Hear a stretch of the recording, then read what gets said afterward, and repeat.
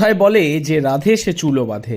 বর্ধমানের বাসিন্দা মায়া অধিকারী রজত ছোটবেলা থেকেই অনেক কষ্টে মানুষ করে তুলেছেন তাদের 3 বোনকে তাদের বাবা মা।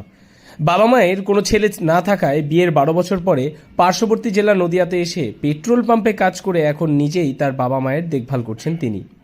ছোটবেলা থেকেই তিনি অতি কষ্টে মানুষ হয়েছেন। 2 বোনের এর আগেই বিয়ে হয়েছে অনেক দূরে।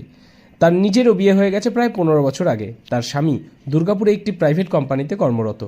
শ্বশুর শাশুড়ি বছরখানেক আগেই গত হয়েছেন। মায়াদেবীর কোনো দাদা কিংবা ভাই নেই, তাই বাবা মাকে দেখারও কেউ ছিল না। আর সেই কারণেই বিয়ের প্রায় 12 বছর পরে নদিয়ার কৃষ্ণগঞ্জের একটি পেট্রোল পাম্পে এসে চাকরি নেন তিনি। কখন আসেন? ভোর 5টার সময় আসি, দুপুর 2টোর ডিউটি শেষ হয়। তো আপনার বাড়ি থেকে কে আছে? আমার বাবা মা ছেলে হাজব্যান্ড হাজবেন্ড কোথায় থাকে? দুর্গাপুর থাকে, ওখানে ডিউটি করে কোম্পানিতে। আমি এখানে বাবা মার কাছে থাকি। আমার বাবা মার কোনো ছেলে নেই, বাবা মাকে দেখানোর জন্য এখানে ডিউটিতে আসা, কাজ করা। কেন বাড়ির অবস্থা কি? হ্যাঁ, আমার হাজব্যান্ড করেন, কিন্তু আমার বাবা মার যেহেতু ছেলে নেই, তা আমি এখন বাবা মার কাছেই থাকি। বাবা মাকে দেখার জন্য কাজ করি, আর আমার হাজব্যান্ডও করে।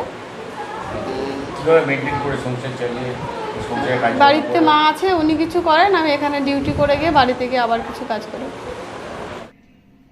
প্রতিদিন নিজের বাড়ি বর্ধমান থেকে ভোর 5টায় বেরিয়ে নদিয়ার কৃষ্ণগঞ্জের এই পেট্রোল পাম্পে এসে নিজের ডিউটি সামলে এরপর আবার বাড়ি গিয়ে ঘরের কাজ সামলান মায়াদেবী। যার মূল টার্গেট, মেয়েরা আজকের দিনে ছেলেমেয়ের কোনো আলাদা করে কোনো ফাংশন নেই। মেয়েদেরকে সামনে আনা হচ্ছে আমাদের মূল লক্ষ্য। মেয়েরা অনেক পিছিয়ে রয়েছে এখনও।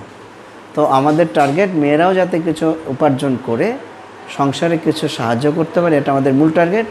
আর বিশেষত মায়া অধিকারী বা এরকম কয়েকজন আছে যারা খুবই গরিব, খুব নিপীড়িত মানুষেরা, এদেরকে বাবার সংসারে থেকে এদের বাবাকে কিছু সংকলন করতে পারে, এটা আমাদের মূল উদ্দেশ্য।